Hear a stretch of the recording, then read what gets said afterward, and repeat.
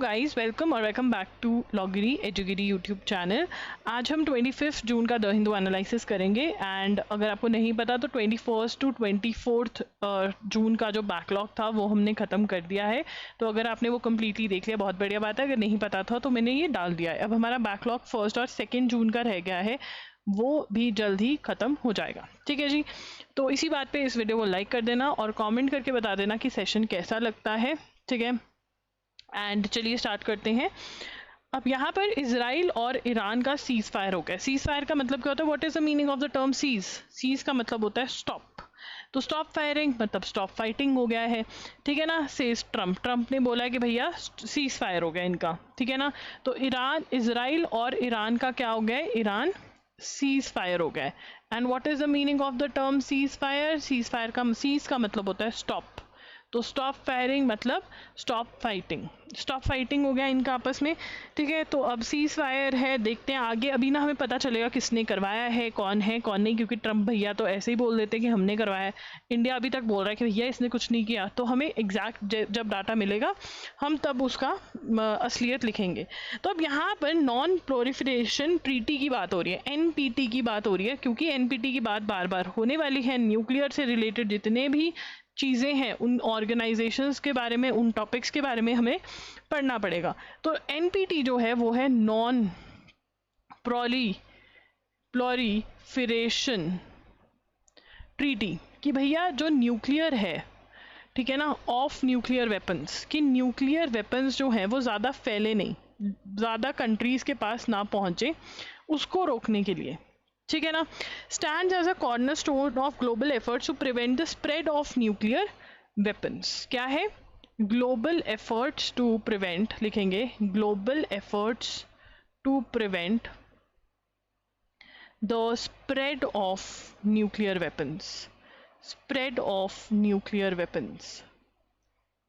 ठीक है ना, और क्या करते हैं? Facilitate peaceful nuclear cooperation and pursue comprehensive disarmament।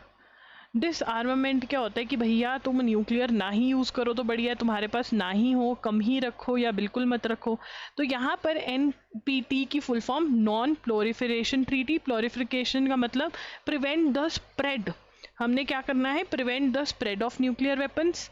ठीक है ना, facilitate peaceful nuclear cooperation and pursue comprehensive disarmament. ठीक है ना, अब यहाँ पर ये कब आई, किसने साइन करी? तो इसमें अडॉप्टेड, देखो वर्ड का यूज किया गया है अडॉप्टेड ऑन 12 जून 1968। ठीक है ना, एंटर्ड इनटू फोर्स, लागू कब हुई? एंटर्ड इनटू फोर्स ऑन 5 मार्च 1970। दोनों में अलग है, अडॉप्ट कब हुई है और एंटर इनटू फोर्स कब हुई है, ये आपको पता होना चाहिए। ठीक है ना, 191 treaty with 191 treaty on including 5, तो इसमें 191 मेंबर्स ने साइन करी है। ठीक है ना, 191 मेंबर्स ने साइन करी हुई है इसके अंदर, जिसके अंदर यूएसए, यूके, फ्रांस, रशिया और चाइना भी हैं। ठीक है ना, अब किसने साइन नहीं करी है? ठीक है, ईरान ने साइन करी है, अब ईरान की क्यों बात हो रही है? क्योंकि ईरान की बात इसलिए हो रही है क्योंकि ईरान और इजराइल की लड़ाई इसी वजह से लगी है। ठीक है, तो यहाँ पर India Pakistan and Israel have not joined NPT. ठीक है भैया, इन्होंने नहीं ज्वाइन करी एनपीटी। ये कहते हैं हम तो पूरा फैलाएंगे। नॉर्थ कोरिया जो है इसमें से निकल गया था 2003 में।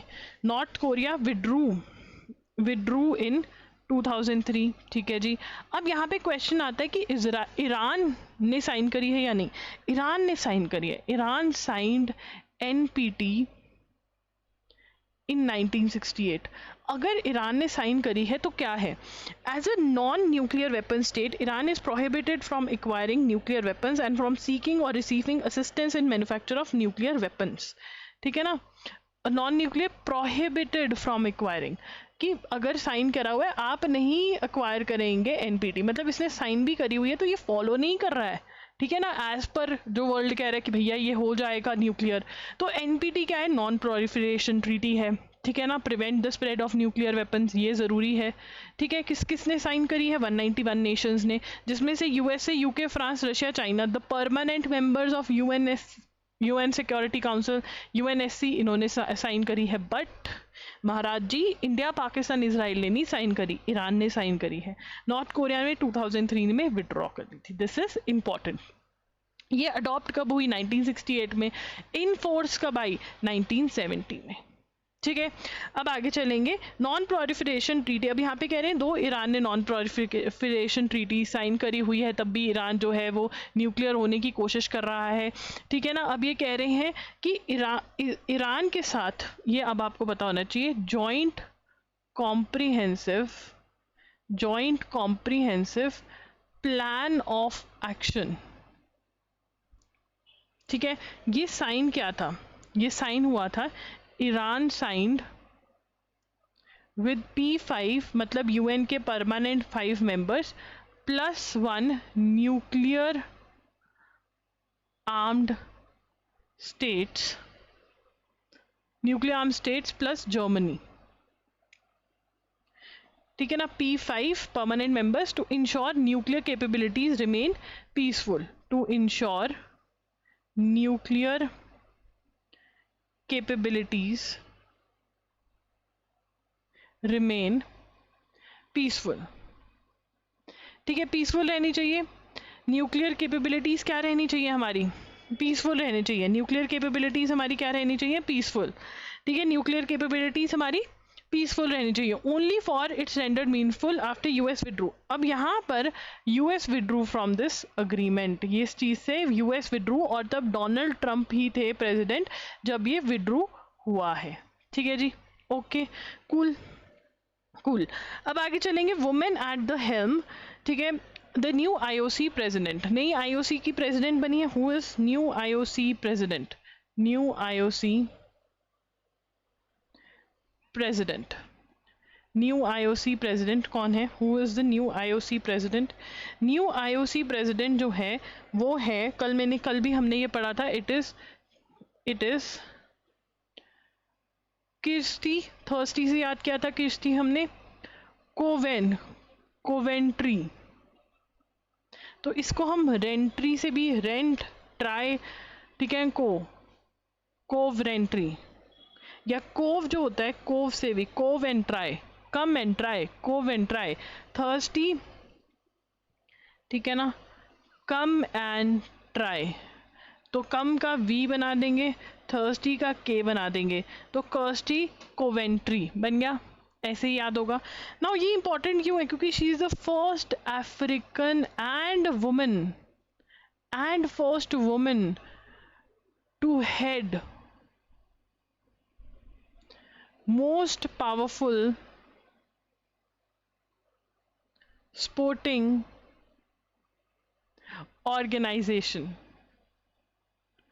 ठीक है ना, उसके बाद new ground in more ways than one when she formally took charge of International Olympic Committee। IOC की फुल फॉर्म हमेशा याद रखनी है, that is International Olympic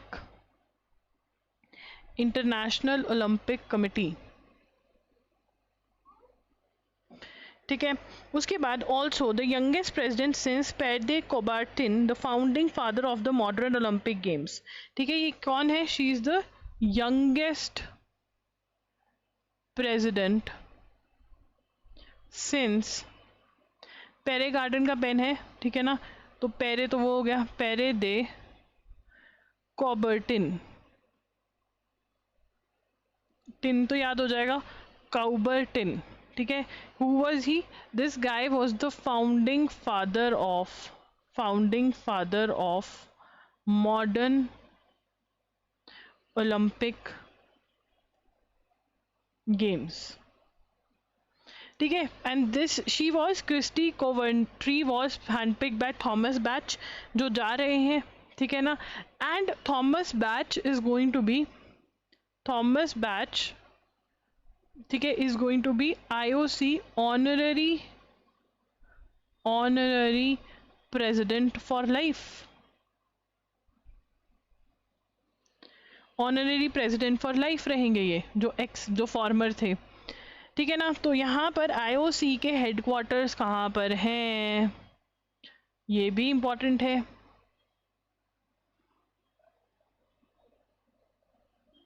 लाओ सेन बंदे को लाओ, किसी को लाओ सेन, ठीक है ना। Kirsty experience as a white women athlete in a racially tense Zimbabwe under Robert Mugabe and ministry of Emmerson cabinet. तो इन्होंने बहुत सारी चीज़ें, she is a white women athlete, ठीक है ना, इन जिम्बाब्वे। तो वो कह रहे हैं कि बहुत प्यार से चीज़ों को हैंडल करेगी, थोड़ी ओपिनियन डिफरेंट भी हो सकती है। तो मेजर प्रॉब्लम्स जो इनको जो आने वाले टाइम में डिसीजंस जो मेजर इनको लेने हैं वो कौन से डिसीजंस हैं। एक तो देखो 2028 में जो ओलंपिक्स हो रहे हैं वो कहाँ पर हो रहे हैं, वो USA में हो रहे हैं, लॉस एंजलिस में हो रहे हैं। और क्योंकि वो लॉस एंजलिस USA में हो रहे हैं तो इनका विल हैव टू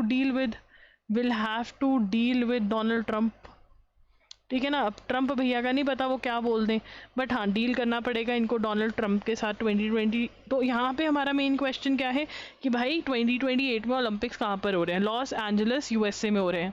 2036 के ओलंपिक्स कहाँ पर होंगे ये डिसाइड करना है, और इंडिया इंटरेस्टेड है होस्ट करने में, ठीक है। India is interested in hosting. तो अब देखते हैं क्या होता है, ठीक है।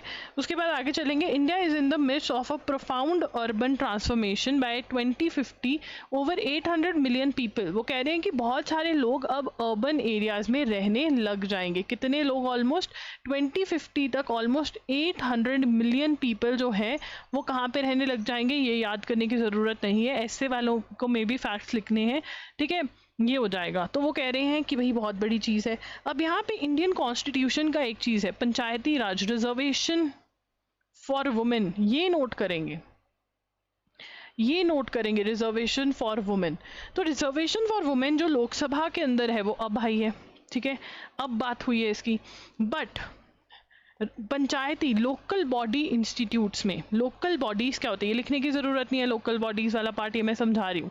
लोकल बॉडीज़ देखिए अर्बन और विलेज एरिया में, अर्बन के अंदर आपको म्युनिसिपल काउंसिल्स या कॉरपोरेशंस मिलेंगी, ठीक है ना, और आपको विलेजेस में पंचायत मिलेगी। रूरल एरिया मतलब विलेजेस में क्या मिलेंगी, पंचायत मिलेगी, ठीक है। रूरल एरिया में क्या मिलेगी, पंचायत मिलेगी।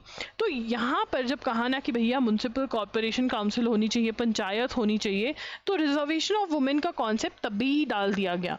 तो यहाँ पर 23rd और 24th अमेंडमेंट जो है, ठीक है ना, जिसके थ्रू लोकल बॉडी के बारे में बात हुई, इन्होंने बोला मैंडेट कंपलसरी करते हैं 1/3 reservation, 33% reservation for women in Panchayati Raj institutes, panchayat में पंचायती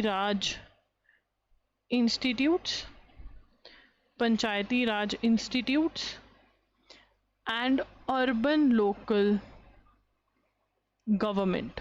मतलब पंचायती राज इंस्टीट्यूट्स में यहाँ पर किसको रेफर कर रहे हैं, पंचायत को, यहाँ पे पंचायत लिख सकते हो अगर कंफ्यूजन है, ठीक है ना। और यहाँ पर अर्बन मतलब सिटी, रूरल मतलब विलेज, ठीक है। सिटी के अंदर होती है म्युनिसिपल काउंसिल्स और कॉरपोरेशंस, कोई दिक्कत नहीं। Further strengthened to 50% by 17 states and a union territory. Today, women comprise over 46% of locally elected representatives. तो यहाँ पर बहुत स्टेट्स के अंदर, ठीक है, 17 स्टेट्स में ये रिजर्वेशन जो है ये 50% है, ठीक है। अब इसमें भी दिक्कत आती है, जो इशू आता है वो ये आता है कि बीवियाँ लड़ रही हैं इलेक्शन, बट भैया पति जो है वो पंच बन के बैठा है, बीवी का सिर्फ ठप्पा लग रहा है, तो वो कह रहे हैं ये भी गलत है, ठीक है। उसके बाद despite more women entering the civil services, अब यहाँ पर वो कह रहे हैं बट ये जेंडर गैप जो है बहुत ज़्यादा ब्यूरोक्रेसी में, ब्यूरोक्रेसी क्या होती है, sorry for the word, bureaucracy क्या होती है, जितने भी ये IAS ऑफिसर्स बड़ी बड़ी पोस्ट पे बैठे हैं ये ब्यूरोक्रेट्स हैं, गवर्नमेंट ऑफिशियल जो बड़ी बड़ी पोस्टों पे बैठे हैं, ये मान के चलो ये क्या है, ये ब्यूरोक्रेट्स हैं, इनको ब्यूरोक्रेसी बोलते हैं। यहाँ पर वुमेन जो है वो कम है, ठीक है। तो अब मतलब ये कह रहे हैं कि इसमें भी रिजर्वेशन कर दो, बट यस ये हमें पता होना चाहिए। नोट हमें सिर्फ ये करना है, क्या नोट करना है हमें, ये वाला पार्ट, ठीक है, बाकी सब समझ दिया। On July 12 the legal community in India was jolted by extraordinary move. Enforcement Directorate while investigating the issue of ESOPs, ESOPs employment stock ownership plans. ESOPs क्या होते हैं, जो एम्प्लॉयज़ को स्टॉक्स दे देते हैं कि अच्छा ठीक है भाई तू अपनी सैलरी इतनी ले ले, ठीक है, स्टॉक खरीद ले तू कंपनी का, मतलब स्टॉक दे देते हैं हम तुझे, इसका बढ़ेगा कम होगा तो तुझे उस हिसाब से फ़ायदा होगा, ठीक है, ESOPs होते हैं। अब रेलीगेयर के जो ESOPs हैं जो फॉर्मर चेयरपर्सन को दिए गए थे, उसके अंदर सीनियर एडवोकेट को क्वेश्चंस आंसर करने के लिए बताया गया जो उन्होंने ओपिनियन दी थी। तो लीगल ओपिनियन क्या होते हैं, व्हाट इज लीगल ओपिनियन? तो यहाँ पे जो बड़ी बड़ी कंपनीज होती हैं, जब उनको कोई लीगल इशू आता है तो वो अपने लॉयर को भेजती हैं कि भैया हमको बताओ ऐसा ऐसा सिचुएशन है, इसमें हम क्या कर सकते हैं। तो जो लॉयर है वो लीगल ओपिनियन देता है कि आप ये कर सकते हो, आप ये कर सकते हो, यहाँ पे ये केस फाइल कर सकते हो, या अगर कोई दिक्कत है कि आपको मेरे ख्याल से ये पैसा दे देना चाहिए, अगर आप नहीं दोगे तो ये हो जाएगा, ये हो जाएगा, या अगर आप पैसा देते हो तो इस हिसाब से देना चाहिए। तो ये लीगल ओपिनियन होती है। अब जो लीगल ओपिनियन दी थी सीनियर एडवोकेट अरविंद दत्तर ने, उसके चलते उनको ईडी ने बुला लिया। अब ईडी क्या है, व्हाट इज ईडी? भाई अगर कोई इलीगली पैसे कमा रहा है तो कौन पकड़ेगा उसको, ईडी, ठीक है। When this Drew strong protest from legal fraternity, ED withdrew it. जब लॉयर्स ने भांगड़ा डाला कि भैया ये क्या कर रहे हो, ऐसा कैसा तुमने वकील पकड़ा, तुम नहीं कर सकते हो, तो उन्होंने विड्रॉ कर लिया। It summoned Pratap Venugopal, another senior advocate. This raises pressing questions about the professional autonomy of legal council. अब वो कह रहे हैं कि ये क्वेश्चन उठाते हैं about the independence of legal professional independence of legal counsel. Can a lawyer be summoned merely for giving advice without any allegation of collusion? ये जो है ये NLSAT और AIAT का क्वेश्चन बन सकता है, तो ये लिख लीजिए आप और इसको प्रिपेयर कर लीजिए, ठीक है। बाकी सब तो यहाँ पर लिखेंगे enforcement directorate, enforcement directorate summoned senior advocate, senior advocates, दोनों सीनियर एडवोकेट्स का नाम अरविंद दत्तर एंड प्रताप वेणुगोपाल, अरविंद दत्तर एंड प्रताप वेणुगोपाल, ठीक है ना, ठीक है। क्यों भाई, क्या आन पड़ी, ठीक है ना। legal opinion given with regard to religare ESOPs to chairperson। अब यहाँ पे हमें ESOPs की फुल फॉर्म भी जाननी चाहिए, क्योंकि ESOP का फुल फॉर्म पूछ सकते हैं। What is ESOP? ESOP is employee stock ownership plan, ठीक है ना। तो लीगल फ्रेटर्निटी में लीगल फ्रेटर्निटी ऑब्जेक्टेड, तो समन विड्रॉन, किसके समन विड्रॉन हुए, इनके समन विड्रॉन, बट दूसरे वाले को अभी भी बुलाया हुआ है, ठीक है ना। अब यहाँ पर अब ये बता रहे हैं कि भैया भारतीय, ये नोट करना जरूरी है, भारतीय साक्ष्य अधिनियम, दैट इज BSA 2023 क्या कहता है, विच रिप्लेस्ड, अब ये भी एक क्वेश्चन है कि किसने रिप्लेस किया किसको, विच रिप्लेस्ड इंडियन एविडेंस एक्ट, 1872, ठीक है ना। ये क्या कहता है, सेक्शन 132, ठीक है ना, 132 protects advocates from being compelled to disclose confidential communication except with express consent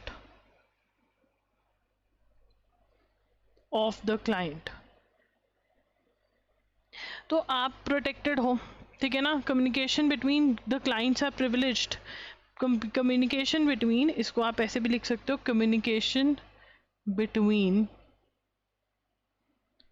client and advocate is privileged. आप किसी को, आप कोई भी फोर्स नहीं कर सकता है उसको बताने के लिए, ठीक है ना। तो ये सेक्शन इंपॉर्टेंट हो जाता है और ये क्वेश्चन भी, ठीक है। Bar council of India's rule under advocates act 1961 से advocate must advice in accordance with law without fear और फेवर। ये भी नोट कर लो पूरा, ठीक है ना। तो भाई वो कह रहे हैं कि अगर हमने सही किया है तो हमें आप कैसे बुला सकते हो, तो ये क्वेश्चन है। तो यहाँ पर वेज मेथड्स बताए हुए हैं कि इसका इलाज क्या है, और ये मेथड्स किसके लिए हेल्पफुल हैं, NLSAT और AIAT वालों के लिए, ठीक है। अब आगे चलेंगे। A fresh row has erupted between Telangana and Andhra Pradesh over Polavaram बाना के चिलरिया लिंक प्रोजेक्ट, ठीक है ना। तो यहाँ पर अब क्वेश्चन क्या बनता है, रेड पेन उठाएंगे, टाइटल देंगे पोलावरम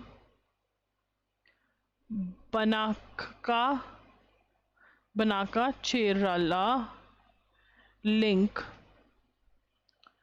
प्रोजेक्ट, ठीक है ना। अब ये जो प्रोजेक्ट है इसके अंदर किसके बीच में दिक्कत हुई है, तेलंगाना और आंध्र प्रदेश में। ये सबसे बड़ा क्वेश्चन है। तो यहाँ पर हो क्या रहा है, तेलंगाना ने अलाउ कर दिया आंध्र प्रदेश को कि डाइवर्ट करें 200 गोदावरी का पानी, वाटर, कहाँ, कौन सी रिवर का पानी, Godavari water to Krishna and Penna basins, ठीक है ना। अब वहाँ पे क्या है, ड्रिंकिंग और इरिगेशन वाटर प्रोवाइड होगा। ड्रिंकिंग टू प्रोवाइड, एम क्या है, to provide drinking and irrigation water, drinking and irrigation water to drought hit Rayalaseema region of Andhra Pradesh. तो मतलब तेलंगाना का पानी जो है वो आंध्र प्रदेश को डाइवर्ट हो रहा है। तो अब दिक्कत है, ठीक है ना, दिक्कत है। अब कांग्रेस और जो वहाँ पे तेलंगाना में पार्टी पावर में है वो एक दूसरे को अपोजिशन और इन पावर कह रही है कि तुमने किया, तुमने करने दिया, ठीक है ना। अब यहाँ पर अलाउ तो किया गया था कि आंध्र प्रदेश को पानी दे देंगे, बट तेलंगाना कहता है हम नहीं देंगे अब। तो अब देखते हैं क्या होता है आगे।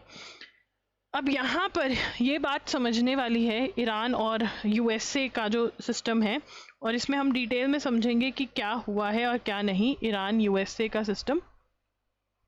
On June 21, US President Donald Trump announced that US military carried out precision strikes on 3 key Iranian, ठीक है, 3 key Iranian facilities, ठीक है ना, 3 key Iranian nuclear facilities attacked by USA। अब तुम कहोगे हमने पहले भी इसके नोट्स बनाए, बट यहाँ पर डिटेल बताई हैं बहुत सारे बॉम्ब्स की जो यूज़ करी गई हैं, ठीक है ना। अब वो कौन सी 3 जगहें हैं जहाँ पर बॉम्ब गिराया गया, फोर्डो, नतान्स, ठीक है ना, तेरा मुझसे है पहले का नाता कोई, फोर्डो, डो लेकर आओ जल्दी से, माउंटेन के नीचे है ये, और इस्फहान, ओके, हाँ, इस्फहान, ठीक है ना। अब यहाँ पर he further stated that strikes were a spectacular military success and that Iran's key nuclear enrichment facilities have been completely and totally obliterated. तो ये कह रहे हैं कि भाई वो ख़त्म कर दिया हमने। The key part of the strikes were conducted by B-2 Spirit stealth bombers which dropped GBU-57 bunker busters। तो अब यहाँ पर ये बता रहे हैं कि फोर्डो जो कि माउंटेन के नीचे न्यूक्लियर फैसिलिटी है, तो इसके लिए क्या यूज़ किया गया, इसके लिए B-2 Spirit stealth bombers, ठीक है ना, which dropped GBU-57 bunker busters to penetrate, घुस सकें, penetrate the Fordo enrichment। ठीक है ना, अब ये इजराइल की कैपेबिलिटी से बाहर था क्योंकि डीप इनसाइड लोकेटेड, ठीक है, located deep inside a mountain, mountain के डीप इनसाइड जो है ये लोकेटेड है, ठीक है ना। Later on Sunday US secretary of defence पेटे हेगसेट एंड जनरल डान कैने, chairman of the joint chiefs of staff, detailed the strikes carried out by the US central command CENTCOM under. अब यहाँ पर ये जो स्ट्राइक्स थी, ये जो स्ट्राइक थी, थर्ड पॉइंट बनेगा फोर्डो के बाद, थर्ड पॉइंट क्या बन रहा है, ये थर्ड पॉइंट बन रहा है स्ट्राइक्स कैरिड आउट बाय, किसने कैरी करी, ये carried out by US central command, that is CENTCOM, under operation midnight hammer. ठीक है, कौन सा ऑपरेशन चल रहा था, अब यहाँ पर ऑपरेशन का नाम भी बता दिया हमें और सेंटकॉम की बता दे कि इन्होंने स्ट्राइक कैरी आउट करी, ठीक है ना। अब यहाँ पे यूएस सेक्रेटरी ऑफ डिफेंस का नाम भी हमसे पूछा जा सकता है, chairman of joint chief of staff का नाम भी पूछा जाता है, तो ये भी लिख लो, बहुत ही अनएक्सपेक्टेड क्वेश्चन है बट पूछा जा सकता है। After proceeding quietly with minimal communication for 18 hours from the US to the target area, the 7 B-2 Spirit sled bombers dropped 30,000 LB GBU-57 massive ordnance penetrator bunker buster bombs at the Fordo। तो यहाँ पर ये कह रहे हैं कि भाई around 30,000 GBU massive ordnance penetrator जो है वो गिराया गया, ठीक है। The initial mission package concluded, इन्होंने बहुत ज़्यादा डिसेप्शन भी करी, बेवकूफ़ भी बनाया, मतलब बहुत सारे फ्लाइंग ऐसे करी एयरक्राफ्ट्स की उनको दिखाने के लिए कि वो उसमें बिजी हो जाए, और इधर इन्होंने बॉम्बिंग कर दी ईरान के अंदर, ठीक है, ये सब किया। अब यहाँ पर ये बात कर रहे हैं, उसके बाद ये कह रहे हैं in addition to the MOPs US submarine launch more than 2 dozen Tomahawk land attack cruise missile at key infrastructure targets as the Isfahan site. तो जो इस्फहा साइट थी उसको कैसे डिस्ट्रॉय किया इन्होंने, इस्फहा साइट के लिए जो इनकी क्रूज यूएस सबमरीन है, US submarine launched more than 2 dozen Tomahawk land attack cruise missile.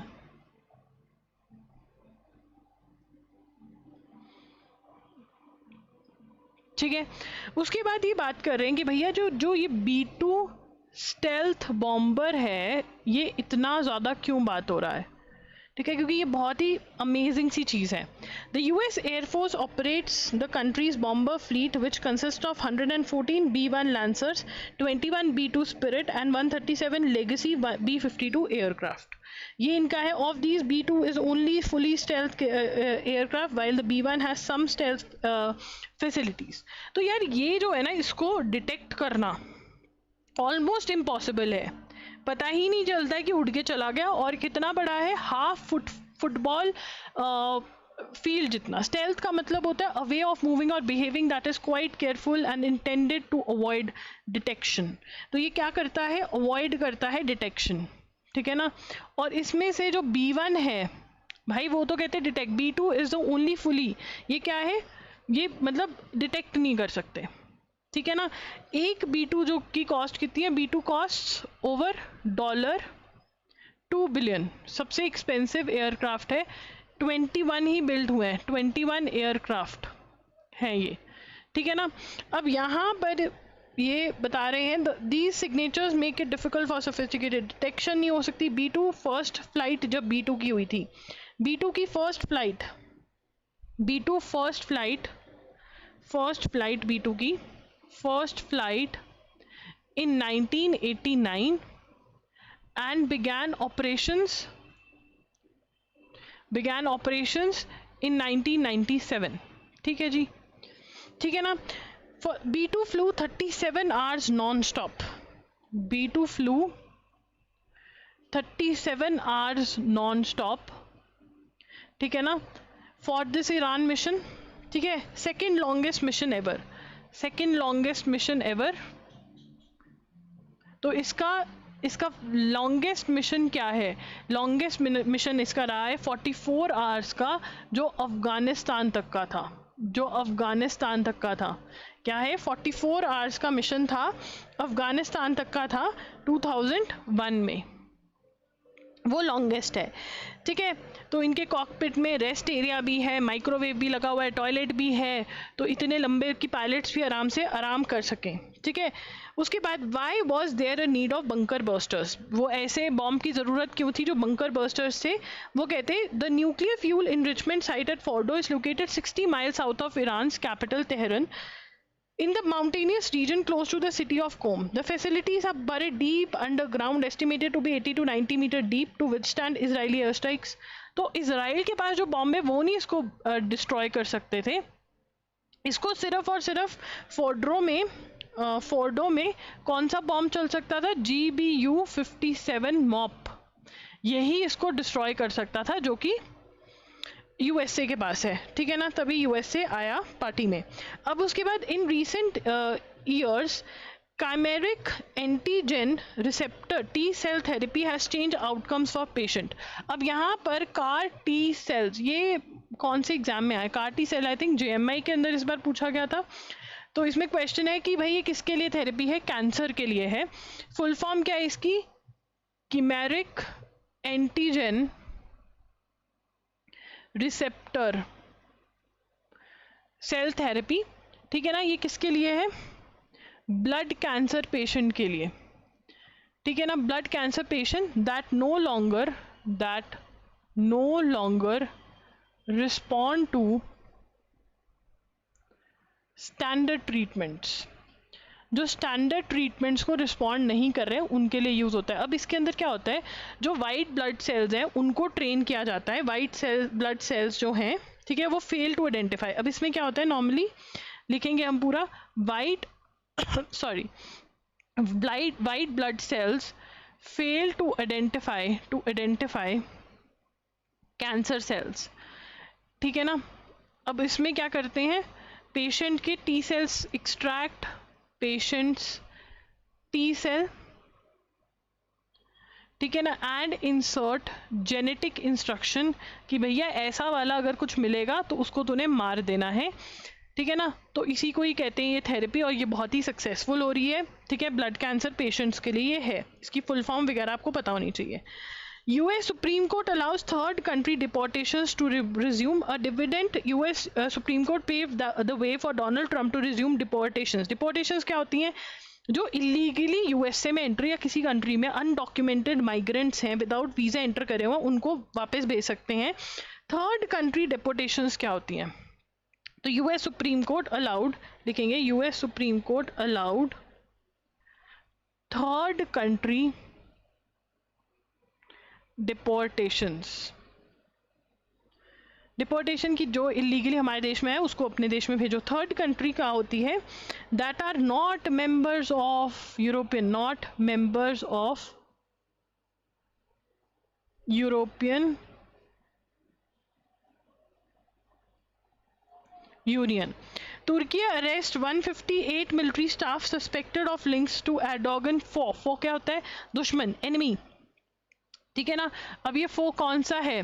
अब यहाँ पे Turkish police arrested 158 members of the military suspected of links to Fethullah Gulen who was accused of masterminding a failed 2016 coup.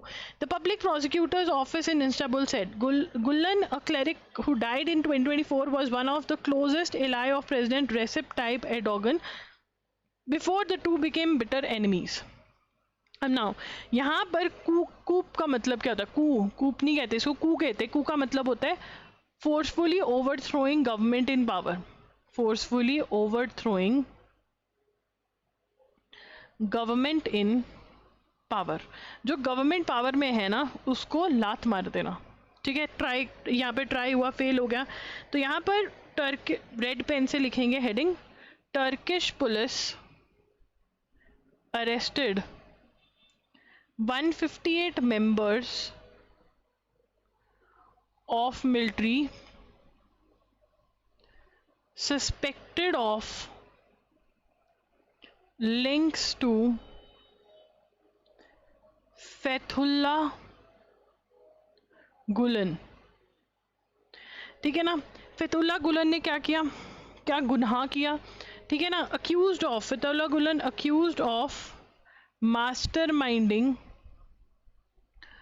a failed coup in 2016। ठीक है ना, this guy died in 2024। ठीक है ना, और ये बंदा क्या था, once a ally, once a close ally of president Recep Tayyip Erdogan. तो यहाँ पर सबसे पहले तो who is the president of Turkey, बड़ा ही इंपॉर्टेंट, क्योंकि टर्की ने पाकिस्तान का साथ दिया है। ठीक है, ये इंपॉर्टेंट हो गया, who is the president of Turkey. Ally का मतलब क्या होता है कि मतलब ये बंदा जो था प्रेसिडेंट ऑफ टर्की का बड़ा ही अच्छा दोस्त था, फ्रेंड। ठीक है, बट इसने कू करने की कोशिश करी, मतलब इसी को लात पड़वाने की कोशिश करी, रेसिप टाइप एर्डोगन को। ठीक है, अब इसके बंदों का लिंक मिलिट्री में जो निकला उनको पकड़ लिया, अब उनकी लगाएंगे क्लास कि भैया बताओ क्या करना है। Maritime body sounds alarm on order to retire old ships. Over 700 Indian flag vessels mostly operating in coastal and near shore routes are expected to retire permanently on age based restriction being imposed by DG shipping said International Maritime Federation. This would render over 20,000 seafarers jobless. They were objecting to DG shipping orders, जिसके अंदर कहा गया है कि said as per IMF official said as per DG shipping order 20-year-old ships will be scrapped. The blanket ban on age, वो कह रहे हैं कि ये गलत है, ये सही नहीं है। तो DG shipping ने ऑर्डर दिया है, DG shipping order, DG shipping order क्या 20-year-old ships will be scrapped। ठीक है ना, तो 700 इंडियन, अगर ऐसा ये लागू हो जाता है तो 700 इंडियन फ्लैग्ड वेसल्स जो हैं उनको स्क्रैप करना पड़ेगा। ठीक है ना, वो चली जाएंगी, एक्सपेक्टेड टू रिटायर। ठीक है, अब आगे चलेंगे। June 25 the date Kapil Dev stunned the world in 1983। June 23 is a red letter day in the history of Indian cricket as 42 years ago Kapil Dev led from the front as 66 outsiders India stunned and defending champion West Indies to win the Prudent World Cup। ठीक है ना, तो India on 25th June in 1983 won World Cup, Cricket World Cup from West Indies।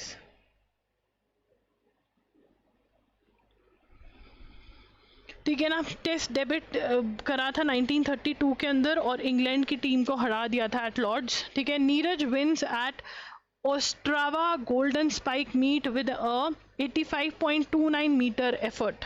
ठीक है, नीरज चोपड़ा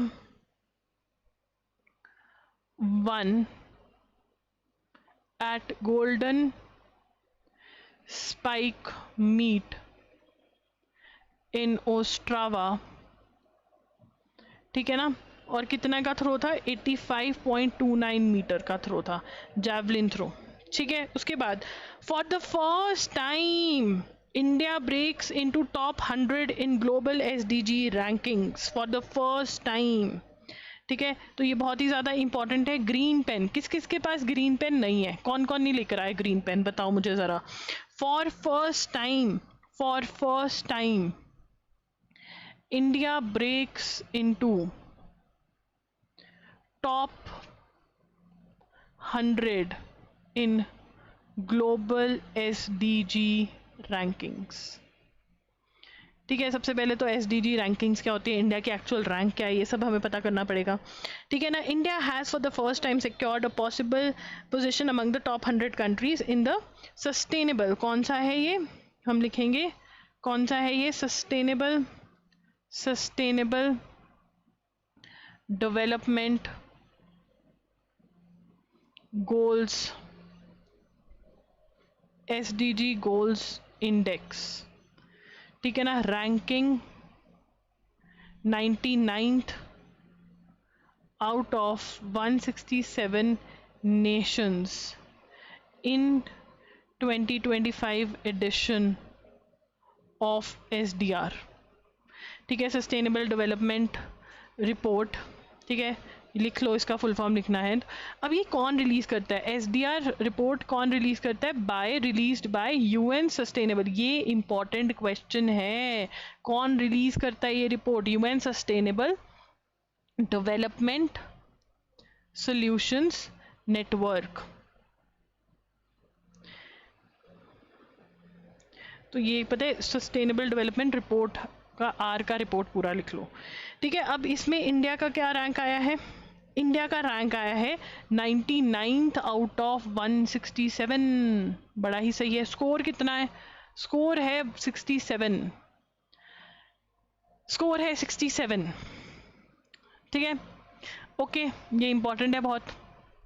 चलिए आगे चलते हैं। Why no FIR against justice Verma ask MP on law panel.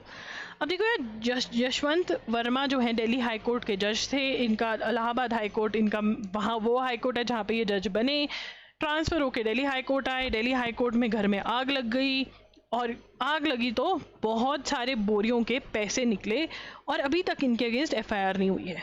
ठीक है ना।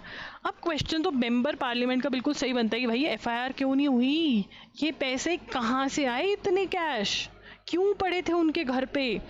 ठीक है, अब यहाँ पर जो 1991 की जजमेंट है, ठीक है ना, ये हम लिखेंगे 1991 के वीरास्वामी जजमेंट। अब देखो यार, जो बच्चे लॉ स्टूडेंट कुछ देख रहे होंगे, तुम इस जजमेंट पे रिसर्च कर सकते हो कि भाई क्यों नहीं FIR हो रही, क्या है, क्या चेंजेस होने चाहिए। 1991 के वीरास्वामी जजमेंट, सुप्रीम कोर्ट ने क्या स्टेट किया, सुप्रीम कोर्ट ने स्टेट किया, यहाँ पर हम एक पेज ले लेते हैं। Supreme court states that CJI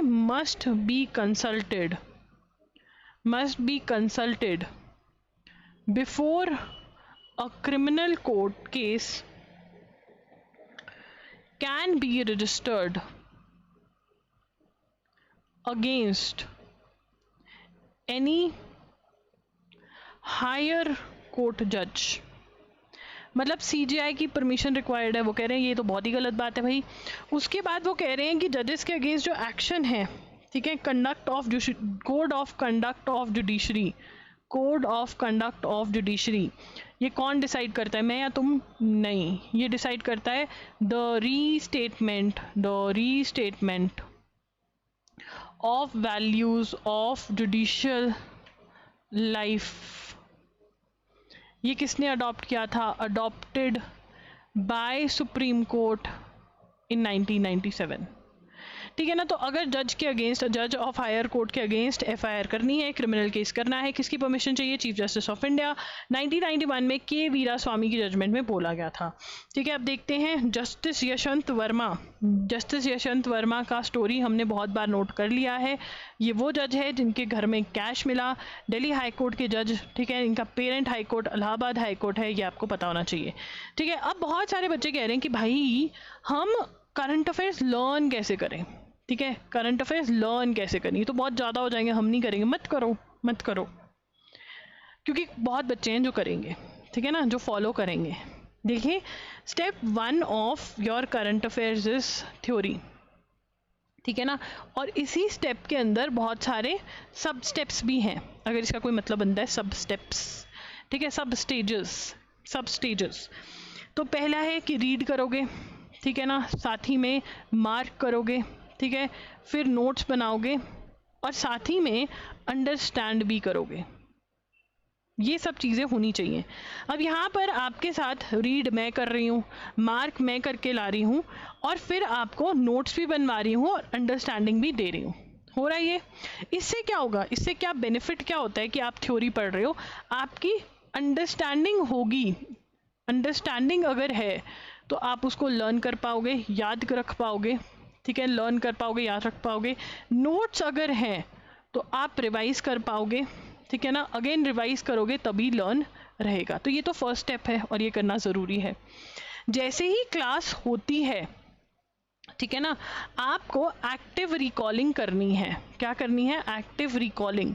मतलब हेडिंग पढ़ी, ठीक है ना, और टटर टटर लग गए कि आगे पॉइंट्स क्या हैं।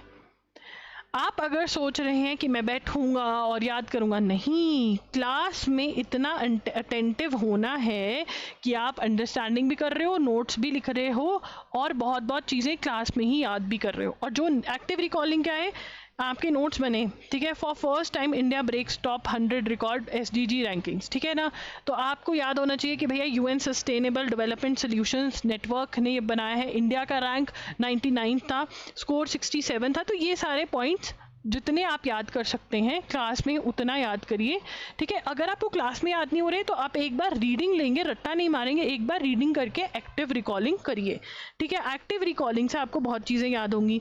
उसके बाद जो नेक्स्ट स्टेप है वो है रिविजन। वीक के एंड में रिविजन करिए, ठीक है, मंथ के एंड में रिविजन करिए, ठीक है। उसके बाद हर मंथ पिछले वाले महीने का भी रिवीजन करेंगे और प्लस MCQs प्रैक्टिस करेंगे, तब करंट अफेयर्स होगा। भैया करंट अफेयर्स ऐसे मुर्गी का नाम नहीं है। और अगर आप कह रहे हो मेरे से इतना नहीं हो सकता है, तो हर एग्ज़ाम के जितनी सीट्स हैं उससे कहीं ज़्यादा बच्चे ये सारा फंडा कर रहे हैं, दे आर डूइंग दिस, वो सीट ले जाएंगे, वो सीट ले जाएंगे। तो आपको ये करना पड़ेगा। This is the bare minimum, this is the bare minimum. आप नहीं करोगे, आप कांस्टेंट रिविजन्स नहीं करोगे करंट अफेयर्स की, तो आप लूज आउट करोगे, ठीक है। सो अगर आपके और कोई क्वेश्चंस हैं या इसके ऊपर आपको डिटेल्ड फ्रेश वीडियोस चाहिए तो कमेंट्स में पूछ लेना, मैं बता दूंगी, वीडियो कर दूंगी। Thank you for watching the video. Do follow loggery.in पे ज़रूर जा करके देखना, वीडियो कंपाइलेशंस हैं। Jan to June का आपको बंडल भी मिल रहा है, उसके ऊपर मोटा डिस्काउंट मिल रहा है, चाहे वो वीडियो लेक्चर्स हो, चाहे वो MCQs हो। अगर वीडियो लेक्चर्स और MCQs एक साथ लेते हो तो भी बहुत फ़ायदा होगा आपका, ठीक है ना। एंड यस, ये है। और मई का पार्ट 2 डल गया है, पार्ट 3 भी बहुत जल्द आ जाएगा और फिर हम जून के साथ कंपाइलेशन स्टार्ट करेंगे, ठीक है। Thank you for watching, bye bye and take care. Do like the video, do subscribe to the channel, do share about our channel with your friends, ठीक है। Bye bye and take care.